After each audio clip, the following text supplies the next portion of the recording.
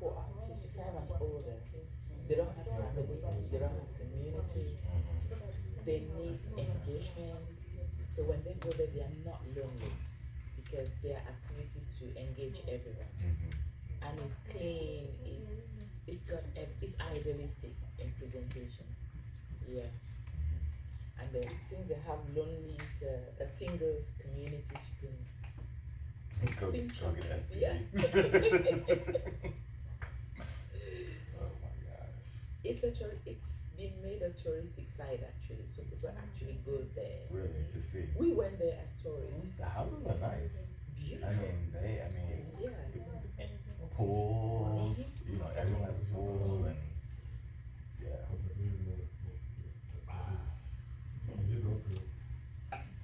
So how long are you in town? Here Yeah. till I leave Tuesday morning. Okay. Yeah. But he's here, so Where do you live? Maryland? What part? Okay. Get my hair braided out there. Good barber shop. Yeah. okay. Was initially wool. Mhm. Did more. Okay.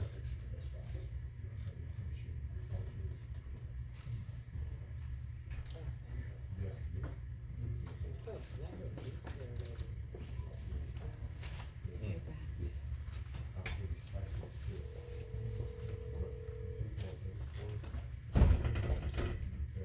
You're not bring cable. You forgot cable. Are you asking at the hotel at the airport?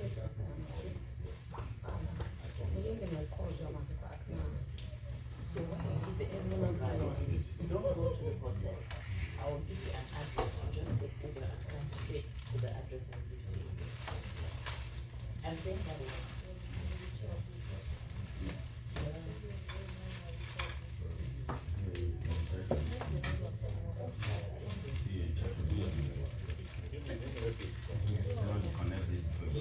I was, yes, so when you leave the airport, just take Uber straight to this destination. Don't go to the hotel.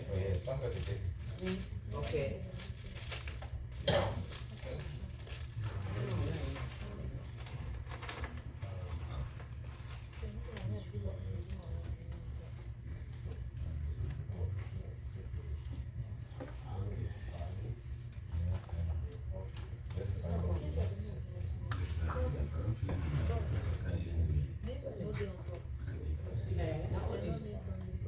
They're more than you.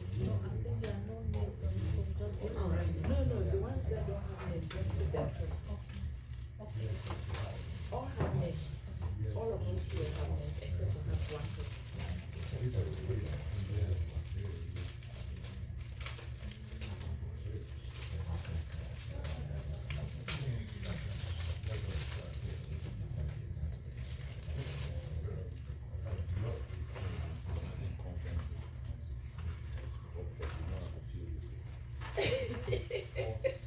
I know, right? Yeah. We've been organizing a lot of conferences and workshops. You know how to do this. Oh, really? So you two are with CDN? He is the founder. Oh, okay.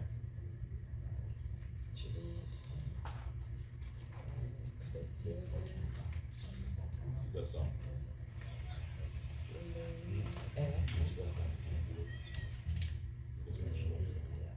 Yes, together. Look, I mean, look.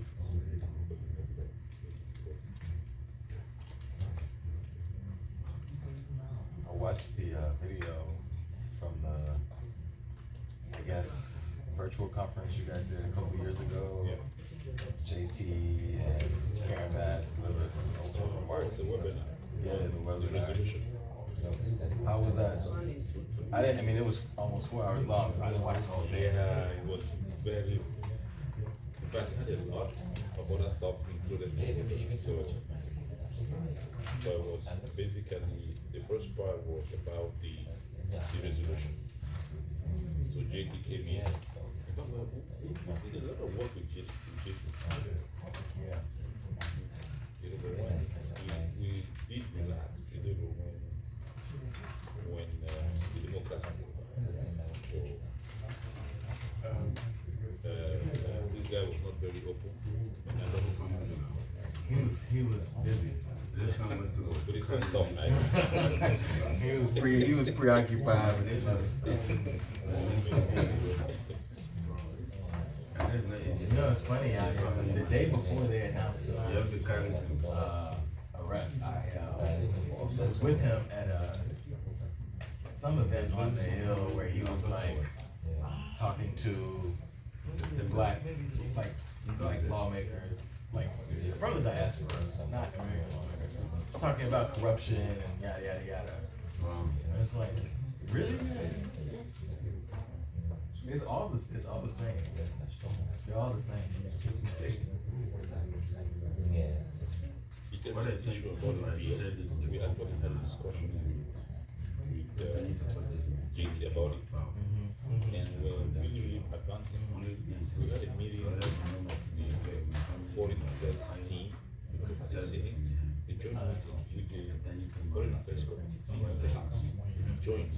We had a meeting at 6. We started discussing about the JT actually the one leading. Is that That's right. But that was what the bid, When the Senate changed, it doesn't make any sense. So we didn't have, the leader was not there. That's strange. It seems like they would have been on the same page. Yeah, I mean, he said the Hernandez team was not very receptive for pushing the idea of peace.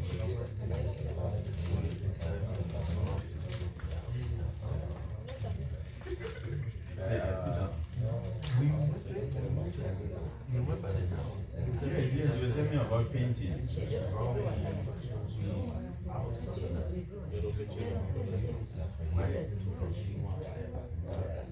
Wow. So everything from that whole house.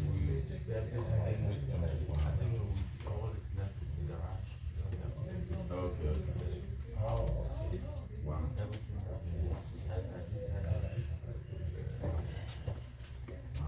Can you imagine? With the Euro.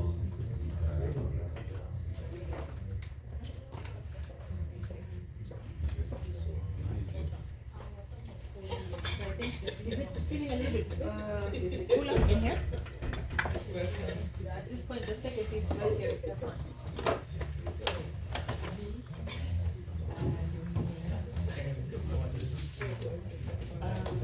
Colleagues, we're running a little bit behind time, so let's quickly settle down.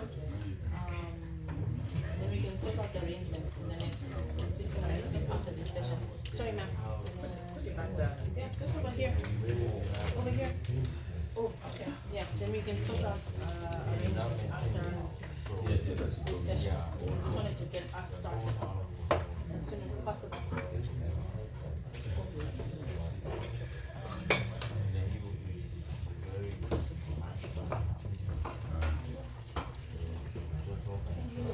Lillian, we can do just to intro, then during the break before Chidi and team take over, we can then do like badges and yeah. But for now, let's just because we've got our colleagues online and here, so let's just jump in, and then we can also do the passive setting a little later. Yes. Okay, that's great. Morning, colleagues. Morning, everyone. Good morning. Morning. And apologies for starting a little late. We were still, navigating getting to the building and so forth. But I'm hoping that tomorrow, since everybody now knows how to get here, it will be quicker and we'll start on time. So my name is Moya Nyaondi. I work with Open Society Foundation as an advocacy advisor covering Sub-Saharan Africa. I am honored to be partnering with CDN and CDN colleagues will introduce themselves. CDN colleagues.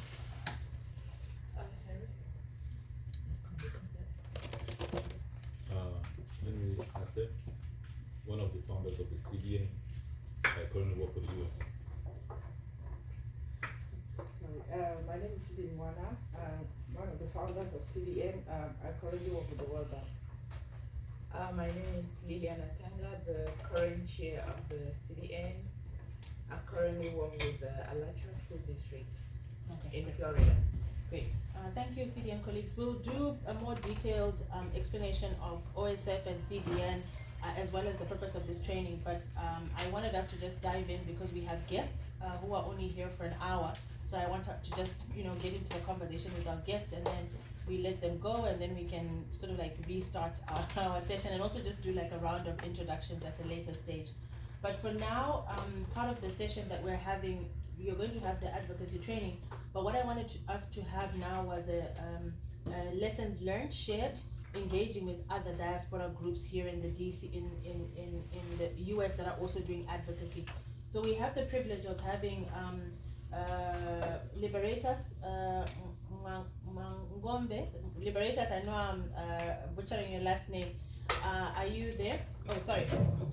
My bad. So I've been speaking, and Liberators is probably, have you been hearing us? You've been hearing us?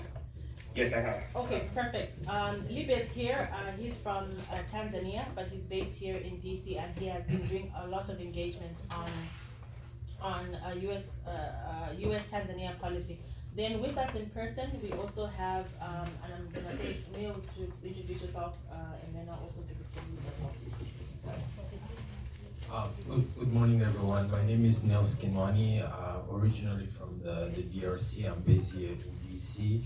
I am an advocate I work with a number of organizations, but currently working with the Congolese diaspora, organizing the Congolese diaspora around advocacy and raising profile on issues that are affecting our people. Okay, Libe, could you just do a quick soft introduction? Yes, sure. Yeah, my name is Liberatus, or you could call me Libe. I reside here in DMV area, and I've been working with different activists in East Africa. I'm originally from Tanzania, actually, and I've been making a bridge between my country and diaspora, and we've been doing activism just to help democracy and rule of law back home. And I'll be here, be more than happy to share my experience on these things. Thanks. Perfect. So, without, let's just dive right in. I've asked our speakers to speak for 5 minutes about their work, how they've been engaging, the challenges they've been facing, the successes that they've had, how they have been navigating, engaging with the US government on foreign policy or their respective policies for their countries. And just a note, Tanzania goes for elections in October. So, and Cameroon also goes for elections. So I'm glad that Libe is here and he can speak more about that engagement around the election space. And then DRC is also going through a conflict, similarly to Cameroon. So you shared that in common, that you, I guess I was saying, you have a double whammy in that you have an ongoing conflict and you also have an election later on this year. So colleagues, it's also an opportunity for the colleagues that I've invited to also learn from you. So you have an opportunity to have a short question and answer session for about 10 minutes. But Niels, I'll hand it over to you to just kick us off with your remarks, short remarks. Thank you so much, Maya. So as I mentioned in my introduction, I have been working with a number of organizations, but focusing on the diaspora, the Congolese diaspora here in the US. So the premises of our advocacy are two basic premises, right? I think we realize that to influence, because our work as advocates, we need to influence. We want to influence decisions here, right?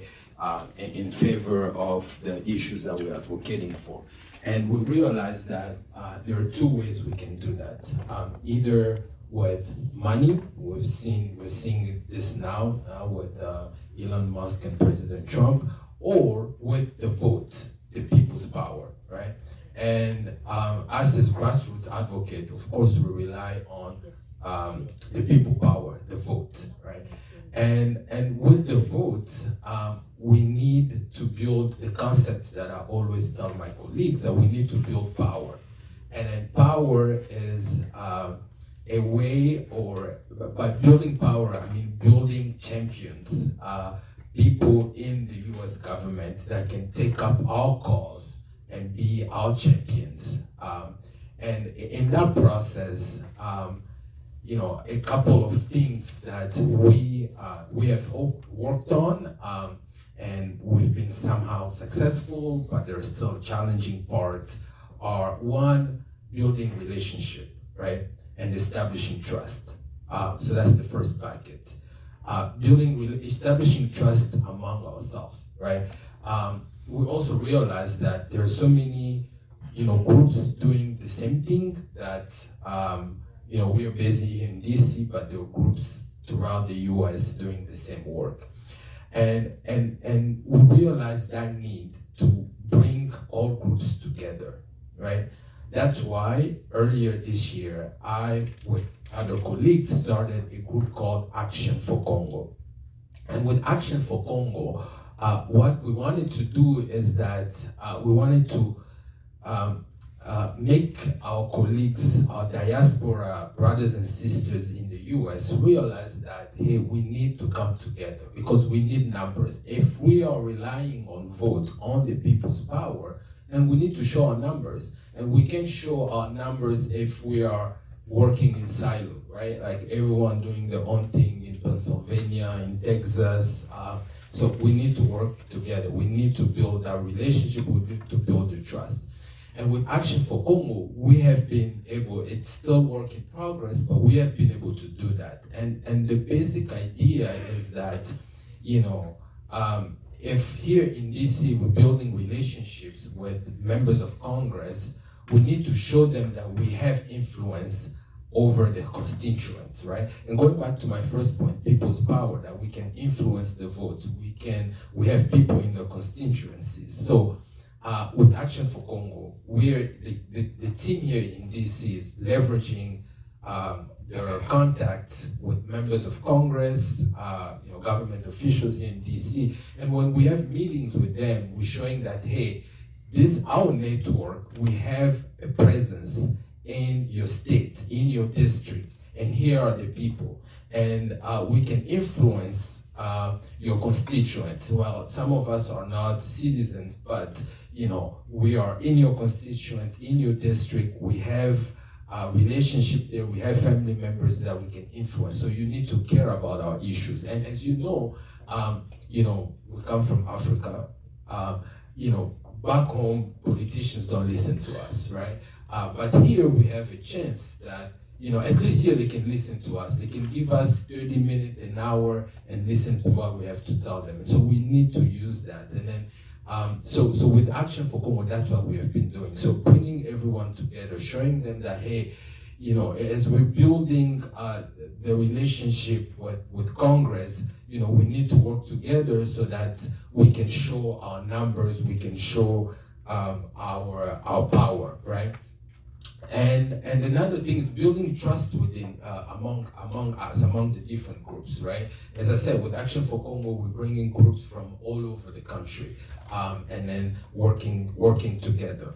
So as far as our work with the USG, the US government, I like to tell my colleagues that, hey, advocacy is gradual. Right? It requires patience, right? And then you have people, we are all enthusiastic, we are all passionate about the issues we are fighting for, and then sometimes, that passion can, make us impatient, right? Like we want to see results. But advocacy is not the type of work where you see results right away. You need to build relationship to have a plan. Right? So with my colleagues, I tell them that, hey, we need to build relationship with these officers, but we need to make it gradual. So, practical example, when we approach a member of Congress or their office, we show them that we have some influence in their state, in the district, we have the numbers. Now let's build a relationship. You talk to them about the issues in Cameroon, in Tanzania, in Congo, and then you educate them, but you need to start it slow and gradual. We ask them, hey, can you just make a statement? And this is not something, heavy lifting. We draft a statement for you, but we want you to speak out about this issue. So to me, that's the first step, right? And then we come in 2 or 3 weeks, hey, now can you do a letter?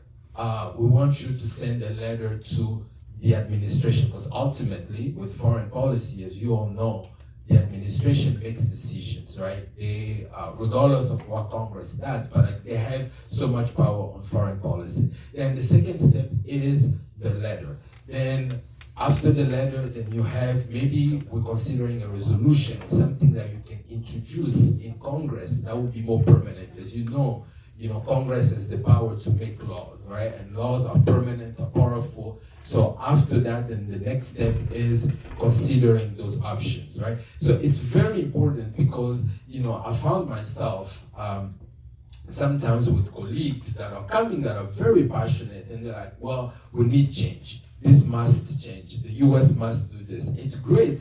And sometimes in history, we have seen that. We have seen immediate change. We have seen sudden change. But this doesn't happen often, right? So, and then we need to understand that we have to take those steps. We have to have a plan. And that's what here at Action for Congo, we have been able to do. Within just 2 or 3 months, we were able to get members of Congress make statement about the conflict in DRC.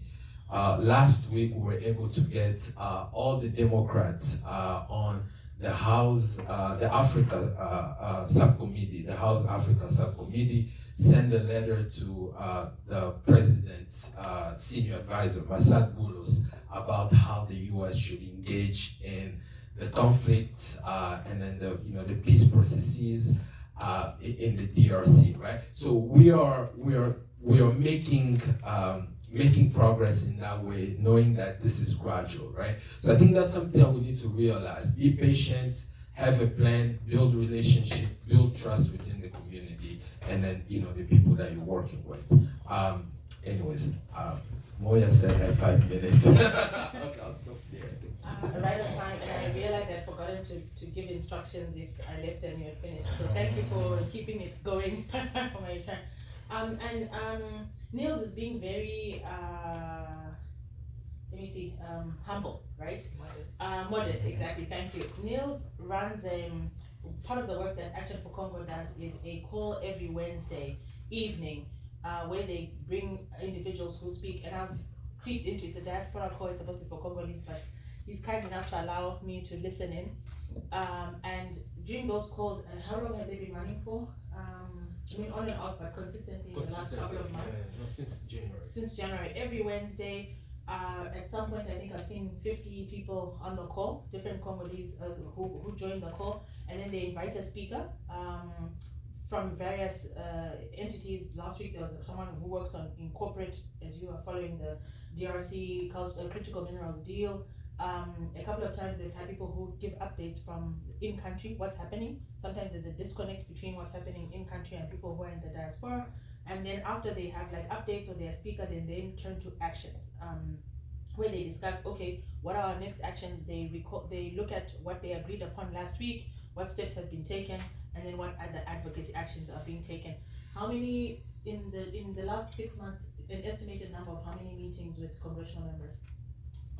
Over 10, 15. 10, 15 meetings in the last couple of months, consistently. I cannot say enough of the work that they've been doing. I've been super impressed, and these are all volunteers. It's with zero funding. They're volunteering their time and volunteering their work. So, and he's volunteering his time as well, coming through here today. So Niels, thank you so much for sharing. I will have questions for you after this, and I'm sure some of my colleagues will have questions as well. And then I'll now turn to our guest from representing the Tanzanians. Libe, jump right in, and I will, if you fail to say the things that you do, I will show you out. Go ahead, Libe. Yeah, thank you so much, Moya, and I really appreciate this opportunity to speak. And I appreciate Niels' presentation was great, was spot on. Yes, we do try to advocate for democracy, rule of law, and human rights. So that's something Neil said, and I would like everybody to know. Most of the diaspora are disconnected with what's going on back home. So what we do, we have social media platforms. We have been engaging Tanzanian diaspora because we want to engage them. Once we engage them, they have to understand what's going on back home and they take action. For example, as Tanzanian diaspora, there's a lot of issues have been going on in Tanzania, especially human rights violation, democracy, and rule of law. So what we are doing is we are using social media, like straight up social media. We're using Twitter and Clubhouse. Here's the thing about the Clubhouse, it gives you real-time conversation.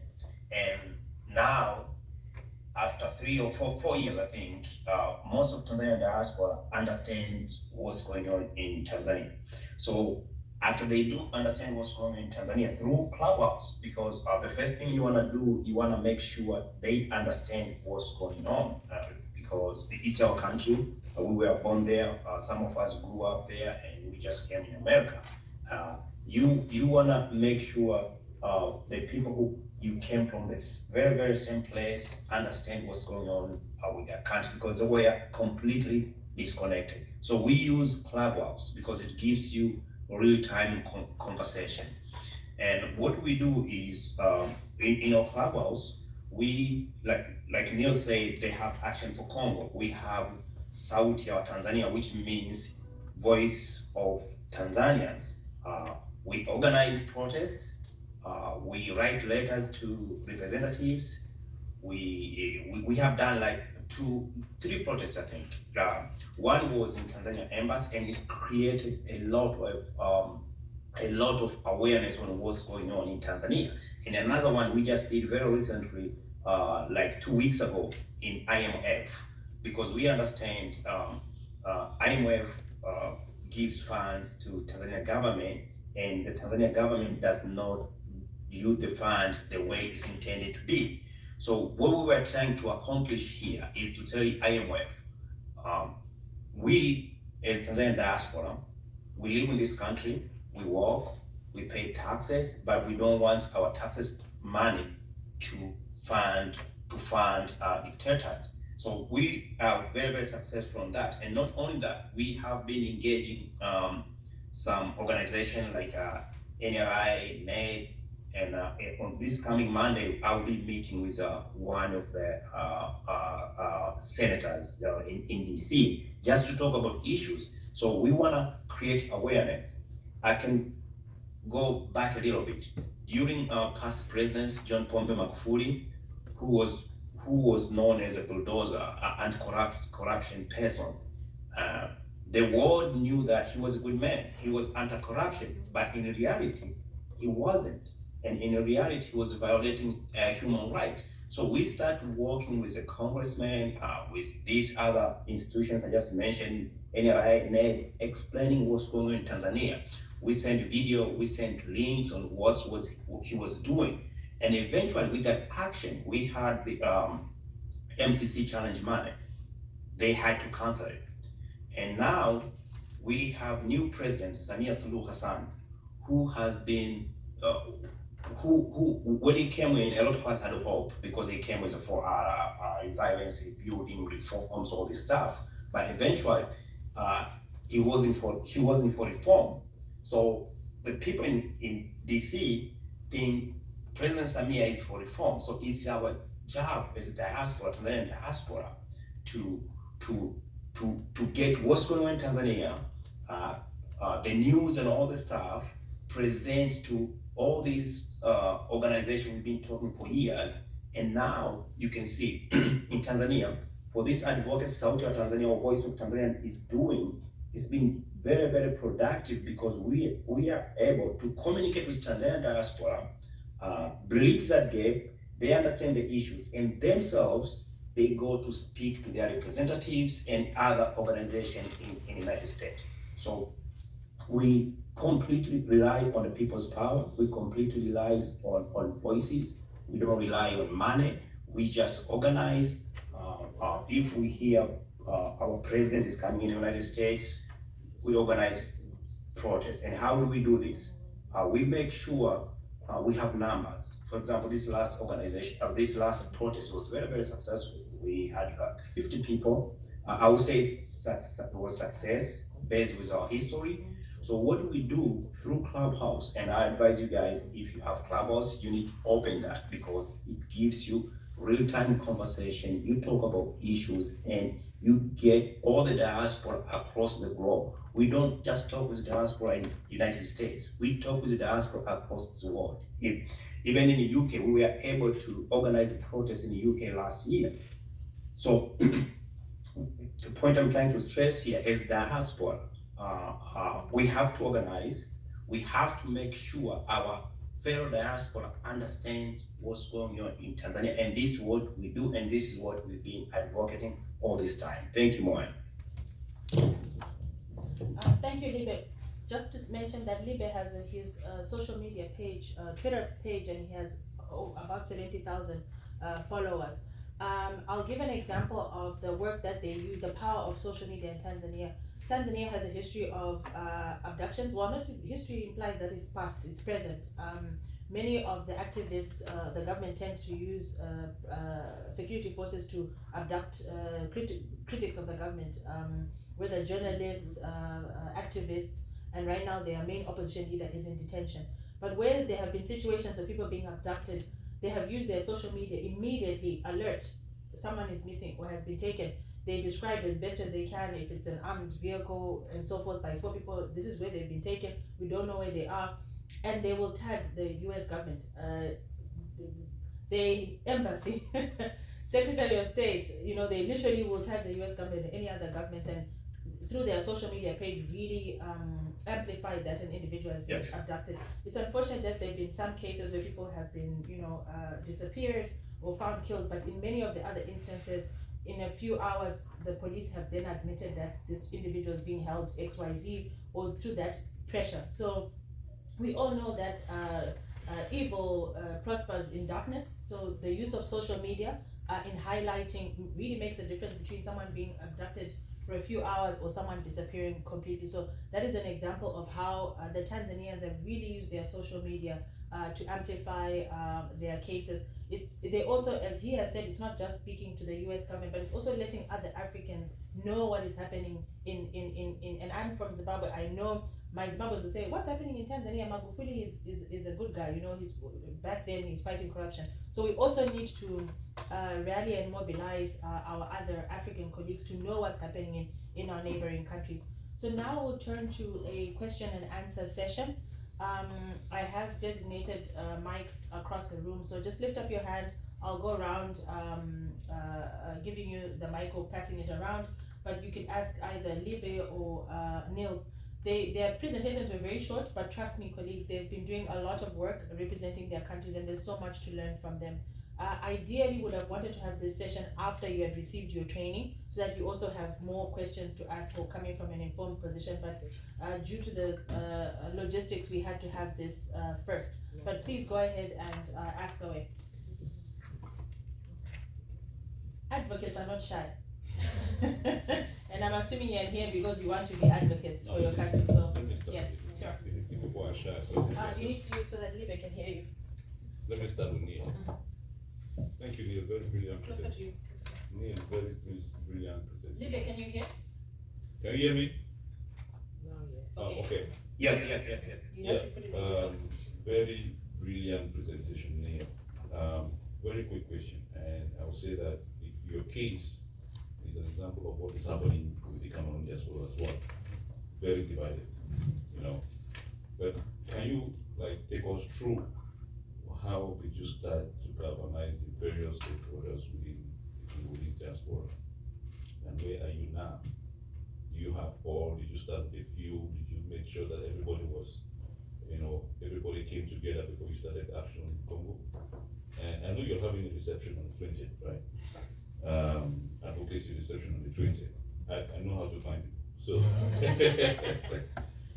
but take us through that process, and what were the challenges that you faced? What were the incentives that made sure that made you to pull all through to this extent. Do you have another question? Another question? We'll take two. Sure. Yeah, there was one here.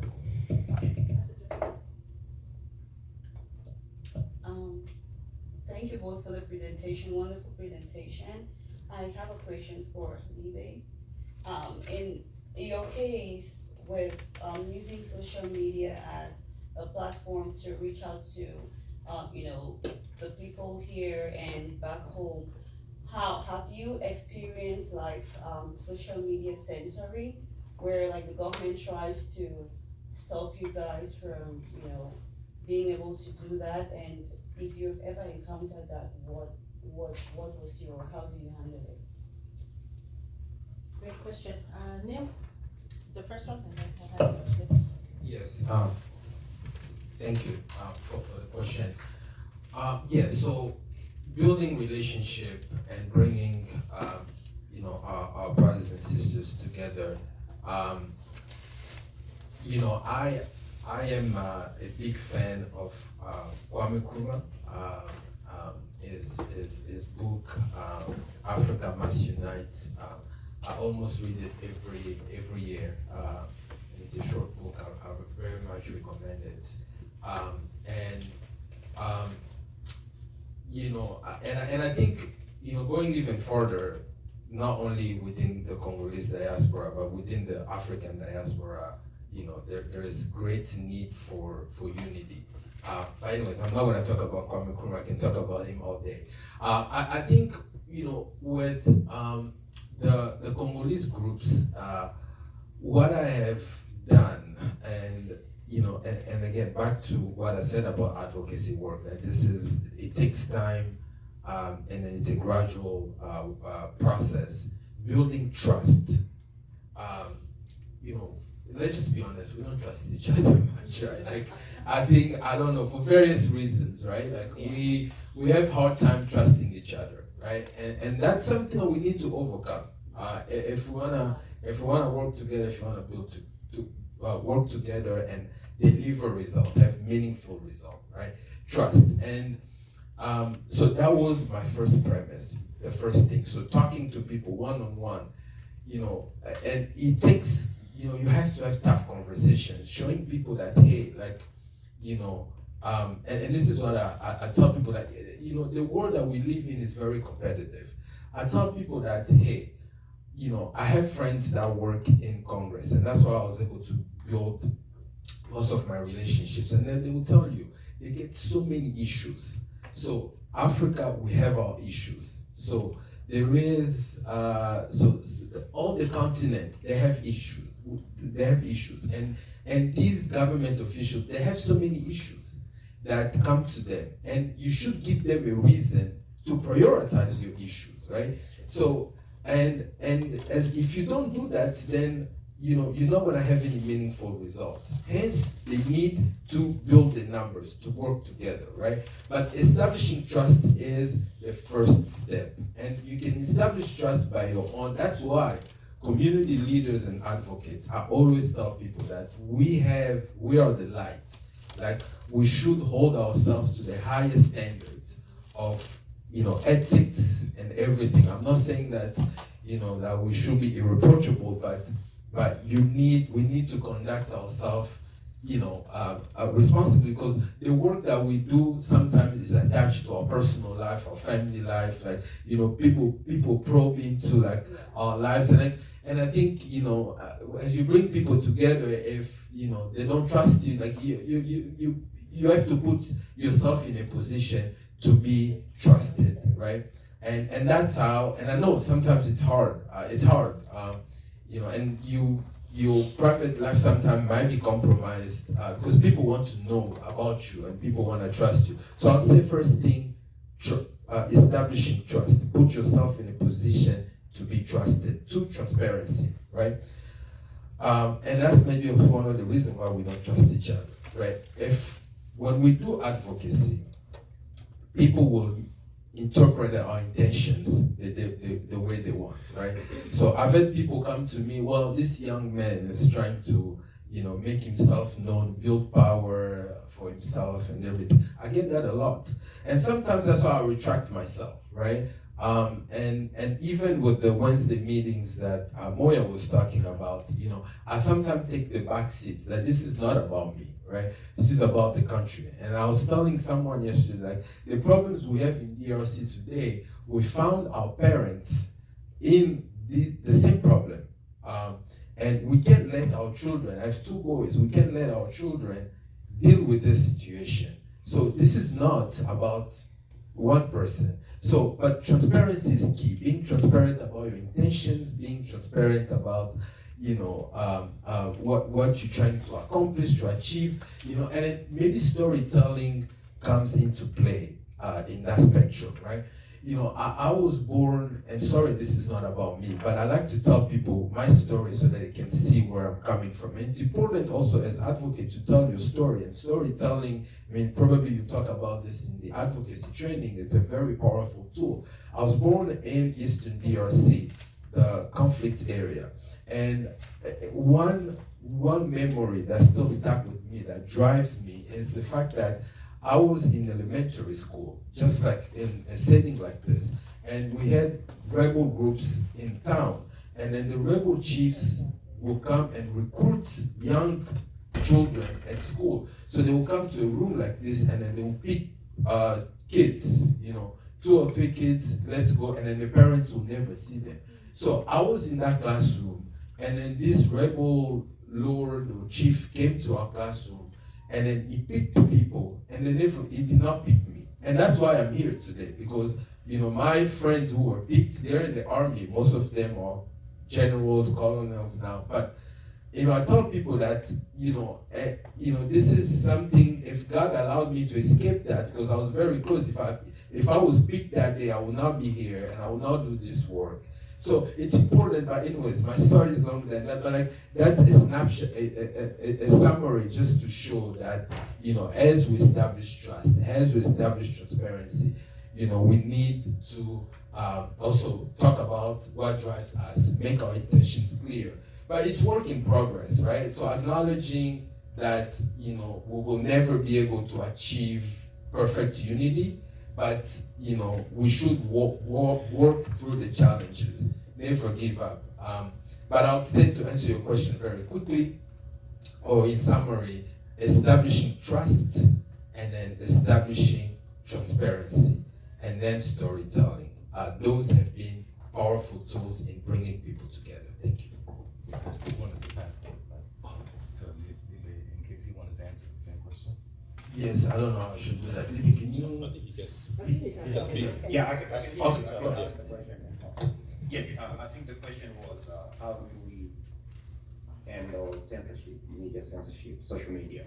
Yes, social media censorship is real, and as we speak now, Clubhouse is blocked in Tanzania. As we speak, Twitter or X is blocked in Tanzania, and it's being blocked, like Twitter is being blocked, I think a week or so ago, because recently we had the leaders of opposition, Tundu Lissu, who is charged with a treason case. He had to appear in court, and we had our sisters and brothers from Kenya. We have very high profile people from Kenya who came to observe the case. We had activists like Agatha from Uganda, and we had Boniface from Kenya. So when they came in Tanzania, and we had Martha Karua, we had some former Chief Justice from Kenya, the government detained them and deported them. And Martha and Boniface were detained for a couple of days, tortured. They were sodomized as well by Tanzania government, police, and dumped on their borders. So what's happened? Kenya reacted on that, and they start bombarding President Samia on social media, especially on Twitter and Instagram. So what's happened is the government reacted by banning X in Tanzania, and the Clubhouse has been banned for, maybe more than 2 years, because we were getting a lot of audience in Clubhouse. There's a time we had like 3,000 people at one time. We spoke to 3,000 people, and there's a times during elections, X were blocked in 2020 because on X, you have one of my friend, activist Maria Sarungi, who runs a space on Mondays and Thursdays, 8 p.m. Eastern Standard Time, Tanzania time. And he has a lot of audience because we have a lot of audience and giving that education to Tanzanians, they block all social media. So what do we do? How do we handle that? In diaspora, we have a lot of IT guys who understand how this technology works. We engage them. They give us free VPN. We share those VPN on a WhatsApp, or on a Twitter, or on a Facebook. And every time we share every time we share that information to the WhatsApp, we tell people to share those. And when these some of our opposition leaders do public rallies, we tell them to announce these VPN. So we bypass the censorship by VPN. So the censorship is real. X is blocked, but we bypass that by using our fellow diaspora, Tanzanian diaspora, who are IT. They give us free VPN, and that's how we bypass it.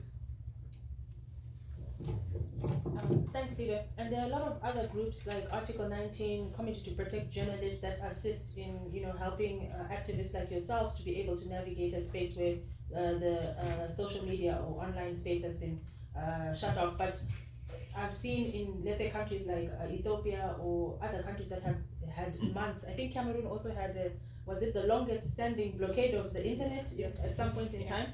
But then that's where I think the diaspora comes in, being the voice of the voiceless. At a time when your people in your country are not able to speak, you then come in and able to shed light and engage with the international community. I know for many other countries as well, they've the international community, we encourage them to identify, for example, if something is happening in Tanzania, there are journalists or Tanzanian journalists that we encourage them to reach out to and speak to. Like, so a lot of times there's now this, no, before you ask me as Zimbabwean, I'm referring you to the Tanzanian, or I'm referring to you to someone who's more particular to that country. So there's also that culture within ourselves in the international community to make sure that we are amplifying the voices of those who belong to those countries close to the conflicts and are able to represent their countries where the internet has been shut down. Colleagues, we're at the top of almost at the top of the hour. Does anyone have a burning last question? Yes, if we can pass down the mic to the gentleman. There's one that's there.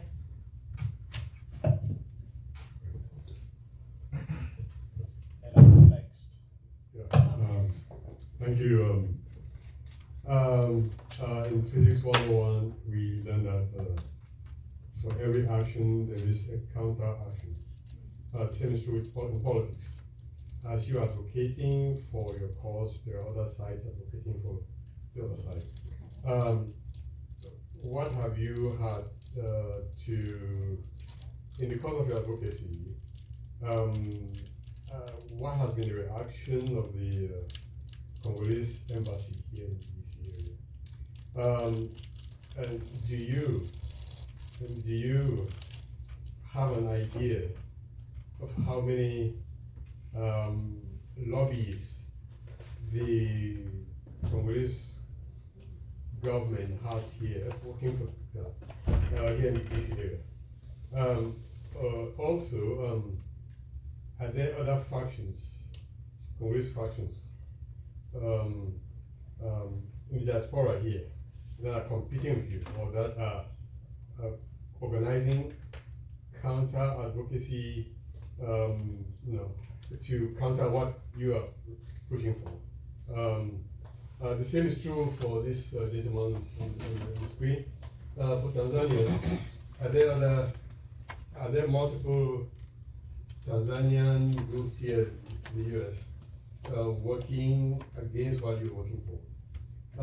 I think you mentioned earlier that you had a demonstration last week or last month, so there were about 50 people that showed up. How dispersed is the Tanzanian diaspora here in America? Do they all live within this region, or do they spread out across the US? Thank you. The next question, sir, go ahead. I think my issue here. First of all, I want to applaud the presentation and the debate. It was quite explicit, and I see some spirit of natural aspect in you that has to do with humanitarian work. And in my concept of understanding, this has a bigger part to play with you being born to do that. That's just the truth about it, because it is not an easy thing to do. And but again, at the same time, some of us who might not have been born to do that or are born to do that can learn from those of you who have expanded with that experience. And listening to you, what I gather more, because our brothers and sisters have almost touched where exactly I wanted to ask for questions. And that gave me more insight to make a demand, because at the end of the day, this is all about connection. We talk of Godfather. I see from when you spoke, I found in you a background. And the question would be, would you be kind enough to connect us to your connections, your Godfathers? Because in a nutshell, I see from my Cameroonian concept, us as leaders and leaders ahead of us, or me as an individual, the leaders ahead of me, I feel like we have a lot of assignment. We have a lot of homework to do. And the best way we can go through with this is taking this opportunity to start by getting the connections that you have. And once we get that, I think we can now learn how to empower ourselves and to be able to make sure that we instill in us that aspect of self-discipline and building trust. Because without it, like you said, there's no way it's just gonna be putting water on the stove. So if you can give us that, which I'm asking for, it will go a long way to help a lot. And for Libet, I appreciate your response to the question. It was quite good enough, and again, it still boils down to our brother there who asked the last question, because it's politics, there's always a counter. How did you resolve, or how are you going about all of this? Thank you. Thank you very much. Sorry, I didn't understand. I didn't hear the question. The last one? Okay, I will repeat it. Yes. Sir? Yes, the last one. Very briefly, there's another question, the last question that we'll take. Go ahead, but you have to speak in less than a minute. Okay, real quick. But before I say something, I want to appreciate the really rich information we are passing across. I just want to, pick your mind in the aspect of security. Now, when you get involved in this advocacy business, do you make yourself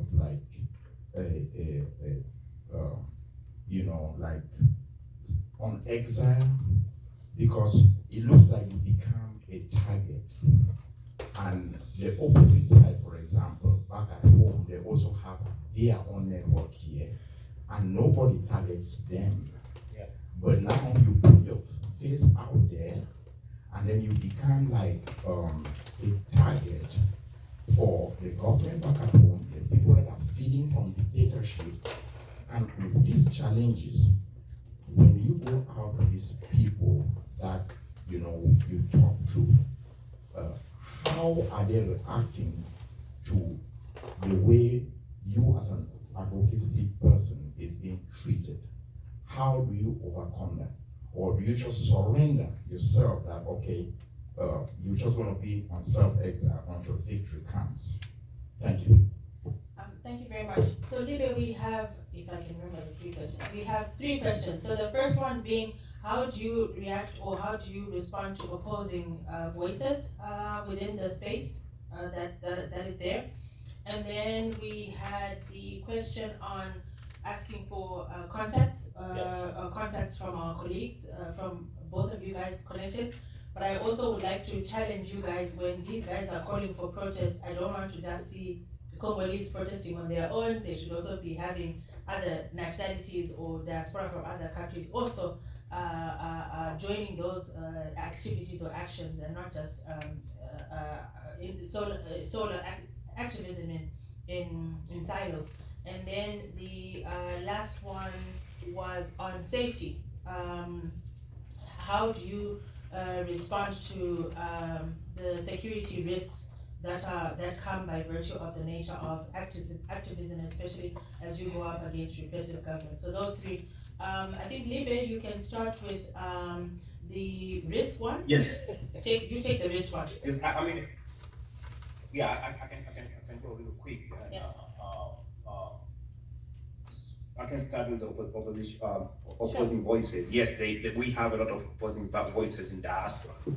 But the good news is we try to send a lot of facts and information, the truth on what's going on in Tanzania. Once we do that, let it be in a community group on WhatsApp or on a Twitter, on a Clubhouse. Every time we send facts, because these are facts and people are brutalized, democracy, rule of law are violated. The way we see diaspora, when they see these violations, they sympathize with you, they sympathize with our people. So the opposing voices have been significantly decreasing. They had a lot of voice, but the moment we start communicating on Clubhouse, on Spaces, on Twitter, the voices significantly, the opposing voices significantly went down. So the key thing here is present facts, present image on what's going on. You will see significant decrease of the voices. But you have some people who do propaganda. They'll always be there. But your weapon should be the truth, the message, and the reality. Because the reality is there's a dictatorship in our countries back home. That's number one. And in regarding contacts, I think Moya can share my contacts, and I can get some of you guys contacts from Moya. And security and safety, yes, true.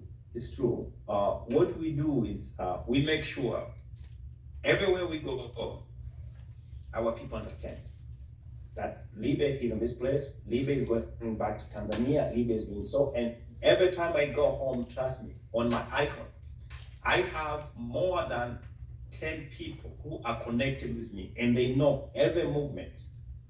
I disregard privacy when I go home. I would rather protect me more. So the security is really scary. I agree, it's really scary. Like you said, we could stay in exile forever, but I was in Tanzania just last year. But now it looks like on an election year, things don't look good. So security-wise, we have to take care of ourselves and make sure people know where you are, what you do all the time. Organizations like ours and Defender, there are a whole bunch of organizations that work on security measures for activists. So I'm hoping that as we continue to engage, those are some of the resources that we'll share. A partner, Robert F. Kennedy for Human Rights, just released a manual on activism, and I'll share some of those resources. There are things that you can do for personal safety. Just make, for example, if you don't feel comfortable, then don't share your image. Like in a meeting like this, with Chatham House rules, no one is supposed to leave this meeting and share John Simon said this, or to take pictures, and unless there is consent, given the levels of security. So there are personal measures of security that you can take as individuals as we go forward if you are in the activism space. But that's a whole conversation which I'm more than happy to also organize other experts in this space who can share. Neil, go ahead. Thank you, Moya. I don't have anything to add to that. I think I agree 100% that we need to take basic security precautions. But one thing I would like to add, and I always tell people this, so if we fear that, because we're speaking out, we're gonna be harmed, what about the people who never spoke out, right? Like in Congo, 6 million people have been killed, right? And then I don't think even 1% were killed because they spoke out. So sometimes I tell people that, regardless. If you speak out, you don't speak out, you know, you are at risk. so that's on that question. The next question about connection, yes, that's very important. And that's also going back to my brother's question here about building coalition, yes. So I'll give you an example. I've been doing this work for some time, right? I'll have, my the connections I've been able to build with the U.S. government. I'll have most of my meetings, myself or with a small group of friends that I trusted. But I realized that, if you want to build a big coalition or want to bring people together and create unity, you need to take risk. Now what I'm doing is that if we have a meeting with the congressional office, I don't want to keep it for myself or a small group of my close friends. I will usually announce it to the community. Hey, I have a meeting with this congressional office, and if you're a constituent, if you live in that congressman or congresswoman district, please let me know, and I'm happy to include you in the meeting. It's something that we don't do that in our communities. And I think, when we have our relationship, our contact, especially, even it goes, the same is true for back home and then here. Like, we wanna maintain, protect our connection, but I'm taking the risk. And I think that risk is worth it because, the result of the great result that we want to achieve. So my brother, I'm happy to provide, make connections. And then I'll say that, I'm also lucky to be in a position where I do work on issues affecting other countries. I work for African Communities Together. So it's also an organization of African immigrants. And I get to work, like I was working on Cameroon TPS, which was recently canceled. So, and I think that gives me that broad perspective, and then being able to build relationships, not only coalition, not only with the Congolese groups, but I think we need to build that coalition and working environment with so many with groups within the African diaspora. Last question, opposing voices. I would say that, we have limited resources, limited energy. You can't if you end up spending a lot of your energy and your resources on opposing voices, you can miss the target. Our target is the US government. Our target is not our other brothers and sisters that are, maybe for one reason or another opposing us. So I'll just caution there that, hey, don't make that, make you miss your target, right? But I'll say that the only way, the way we've been addressing that is through education. The DRC case might be a good example, right? So we have our issues basically opposing us to our Rwandan brothers and sisters, right? Because their president is contributing, Paul Kagame contributing to the conflict in the DRC, right? So now it's, people frame it as Rwanda versus DRC. In our advocacy, I'm cautioning against that idea that our Rwandan brothers and sisters are not our enemies. Our enemy, well, not even our enemy, our target is the President Paul Kagame. Most of our Rwandan brothers and sisters do not agree with him. So it's important to do that education, right? Because otherwise, if we don't do that and we end up, allocating or spending our limited energy and resources, competing or opposing each other, we will never have any meaningful results. And education is one way to address it. Also amplifying our voices. As I said, it's competitive now. Different groups are trying to prioritize, have their issues being prioritized. So it's competitive. And in Muya, I was going to share this with you. I was very lucky to be connected to NBC News earlier this year, and they approached me, a couple of reporters approached me because they wanted to do a documentary on Eastern DRC. So I've been working with them. I was asked to keep it confidential, that's why I never told you, but the documentary was released yesterday. and more I'll send it to you, you can share with the group.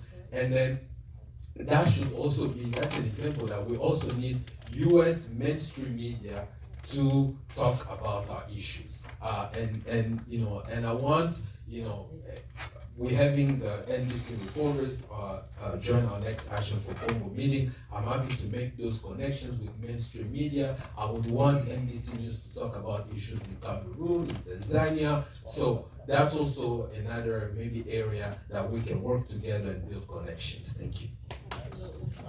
Congratulations, Niels. And Libe, you can hear us? I'm assuming you can hear us? Yes, I hear you. Okay, perfect. Apologies for that drop in connection. It can't be a meeting without technological issues. We're wrapping up, colleagues. Our session has gone over time, and I'm hoping that this is just the beginning of conversations between the different diaspora groups. This is definitely not a first and last for me. So don't see it as if this is the first and last that you're going to see Libe or Niels in this platform, and similarly Niels, our Cameroonian colleagues. I cannot thank you enough. It's a Saturday. These colleagues have sacrificed their time with their families. You heard Niels has 2 little boys to join us in this conversation. So thank you very much. A round of applause for them. What I'm gonna do is I have their contact details, and you can reach out to me. They will share. Niels, we're actually talking about a documentary for Tanzania, so I'm definitely gonna reach out to you for that. And people saw the BBC documentary on Kenya as well about the Gen Z protests. So the more stories we have about what's happening in our home countries, being reported by mainstream media is very important. So thank you for that reminder. Yes, thank you, colleagues. And we're going to take a short break, and then we'll be back with the next steps for our training. Once again, thank you, colleagues. Thank you. Much appreciated. Can they draw their social media handles? Because I went absolutely. What I will do, yes, you must follow them and they must follow you. Yeah, exactly. And when they tweet, and you must also be retweeting. Yes. That's what we need to be doing. So I will definitely do that. There is a WhatsApp group that I created. We created a WhatsApp group. Okay, perfect. Yes. What's really meeting you? Yes.